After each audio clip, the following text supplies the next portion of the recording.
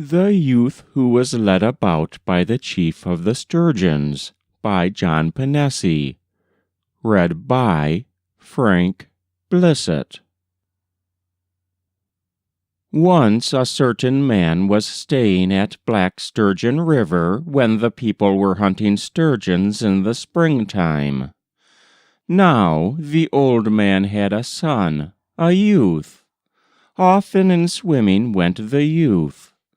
Once he lost his son, but he found all his clothes. Upon land were his clothes, but he had lost his son.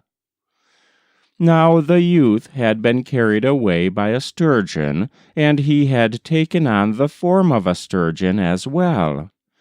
Everywhere in the sea was he led. All the fishes he saw. Always were he and the sturgeon together in their wanderings from one place to another. And into every river they wandered, going in company with the fishes. Nowhere did they find it difficult to go. Everywhere they found sunken places on the floor of the sea. And so they went, round about everywhere in the sea they went. Like a plain was how it looked to where they had strayed. Even so did it continue till they wandered into the great sea. Thereupon they journeyed about the limits of the great sea. Now a certain great river they found, and so up that stream they went. Out over a plain came the course of the river. Now once very dry were the rivers. Once he was addressed by his companion, saying, "Alas, my friend, perhaps I have now led you into danger. Some people are approaching not far away."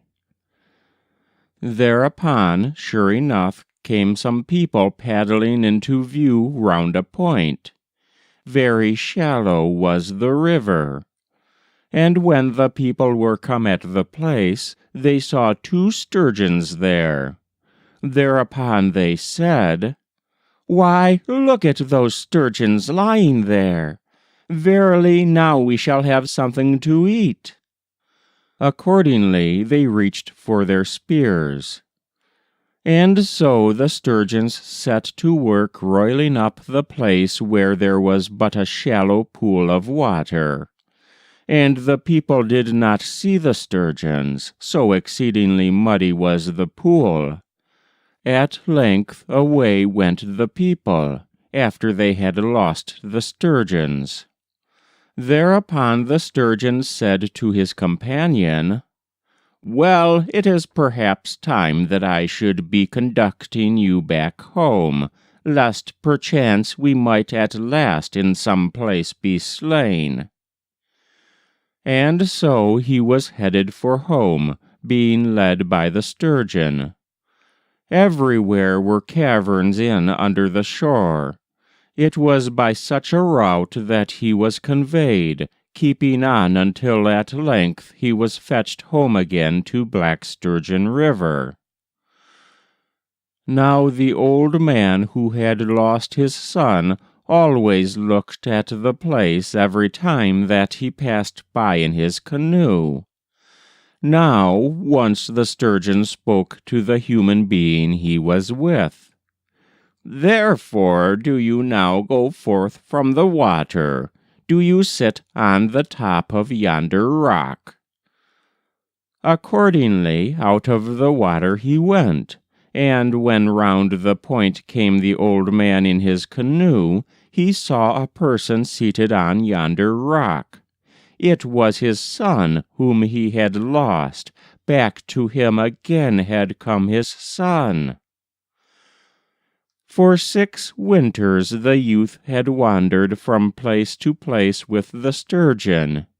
Thereupon the youth related what had happened to them on their wanderings. It was by the chief of the sturgeons that the youth was accompanied on the journey, and here and there in every river were they with the fishes. That is all. That was The Youth Who Was Led About by the Chief of the Sturgeons by John Pinesi. Read by Frank Blissett.